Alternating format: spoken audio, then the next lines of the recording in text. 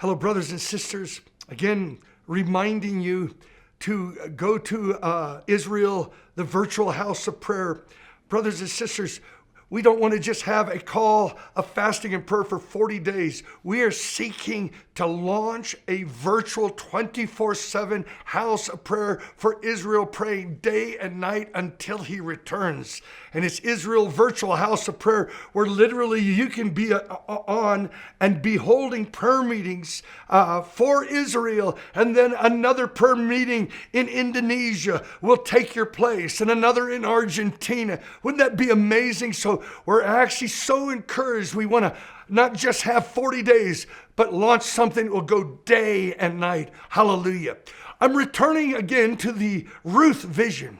And over the next couple times as I'll be sharing, it's not just about her covenant, which it is, a covenant of love. Literally, the kindness that she shows to Naomi is the word that's used for covenant love, hesed in Hebrew. She's entered into God's heart, her covenant love for Naomi, for the Jewish peoples. And again, I want to say that this vow of Ruth that we're praying for is actually a covenant that is being unleashed all over the globe as we're fasting these 40 days. But it's much, much more. It's about not just this huge movements out there, but it's actually about God touching our hearts in ways when we get a hold of this whole Ruth message. It's interesting, she gleans in Boaz's field. She gleans in Boaz's field, and because of the kindness that she shows to Naomi, that report is shown to Boaz, is told Boaz, and he begins to give her multiplied blessing. That's what's going to happen to the Gentile church worldwide. When we begin to show covenant love to the Jewish peoples, we will begin to receive multiplied favor, multiplied harvest that will not be available. It's when Jew and Gentile begin to move together. But there's another dimension.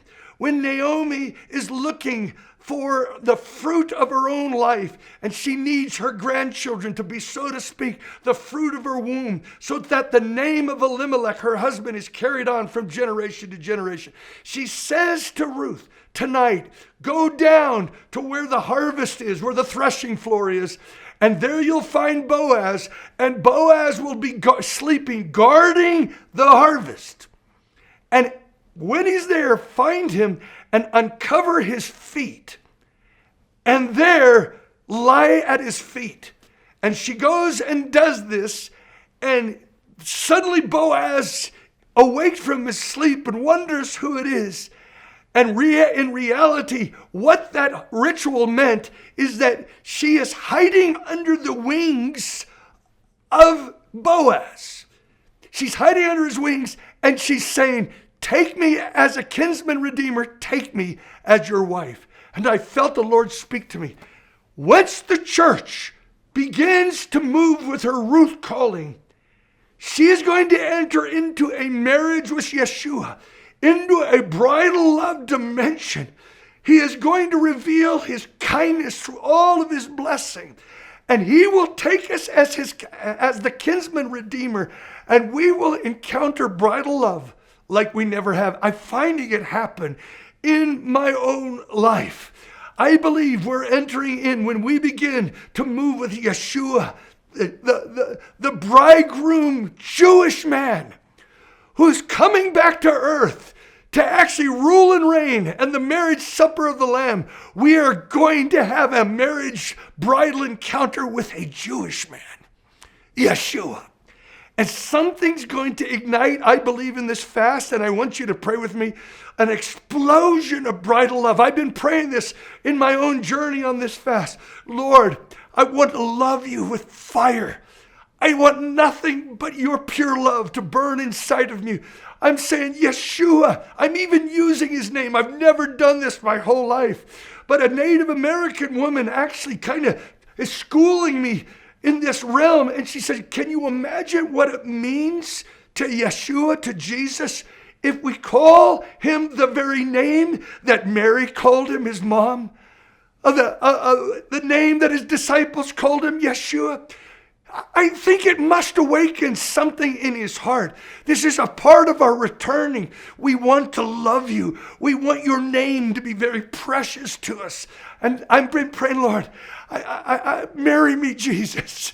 Bring me into bridal love, Yeshua, like I've never known. And I've actually been experiencing. I'm praying for this kind of Ruth awakening, that Yeshua will take us under his wings. And I'm finding my heart hiding underneath his wings.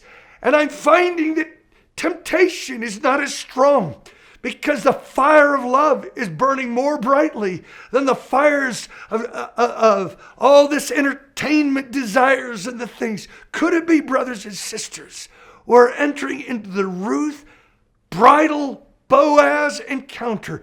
And when we do, we will bring forth the children of the salvation of the Jews, and will bring forth the return of the Son of David. Not just the Son of God, the Son of David, who will rule forever in Jerusalem, and his bride will be seated with him on his throne.